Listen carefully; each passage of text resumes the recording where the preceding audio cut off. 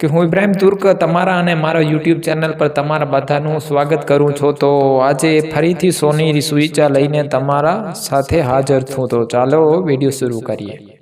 સુખી થવાની ચાવી જ આ છે, પાપ થાય તેવું કમાવું નહીં, માંદા પડીએ તેવું ખાવું નહીં, દેવું થાય તેવું ખર્ચવું નહીં, અને લડાઈ થાય તેવું બોલવું નહીં।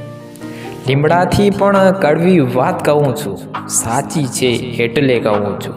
અત્યારે લગભગ દરેક ઘરમાં ભણેલા મા બાપ છે, તેમ છતાં પણ તેમના સંતાનોને ટ્યુશન કરાવવા પડે છે। કોઈ કોઈનું નથી હોતું, બધાના પોતાના મતલબ સાથે હોય છે।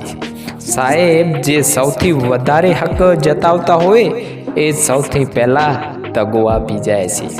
ખાલી સુગંધથી ફૂલ ન થવાય દોસ્ત, ખાલી સુગંધથી ફૂલ ન થવાય દોસ્ત, સમય આવે ત્યારે ખરવાની પણ તાકાત હોવી જોઈએ। વિશ્વાસની વાત હોય છે સાહેબ, 100 રૂપિયાના તારા પર આપણે લાખો રૂપિયાની વસ્તુઓ મૂકીએ છીએ, પણ લાખો રૂપિયાના કિંમત ધરાવતા માણસ પાસે આપણે 100 રૂપિયાનો પણ વિશ્વાસ નથી કરી શકતા।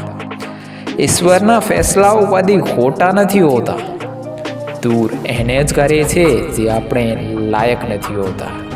બચીને રહેજો આ દુનિયાના લોકોથી, પોતાની જિંદગીમાં અજવાળા કરવા માટે બીજાના ઘર સળગાવે છે।